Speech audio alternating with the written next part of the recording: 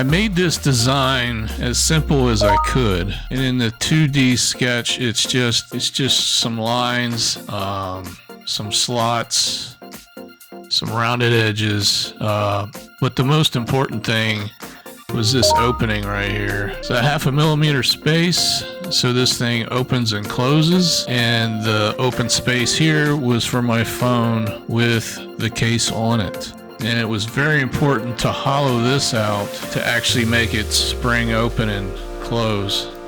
I hope you like this design. Please let me know if you would change anything. I think maybe I could have put this more at an angle, this opening, and the phone would have sit back more. What do you think of that?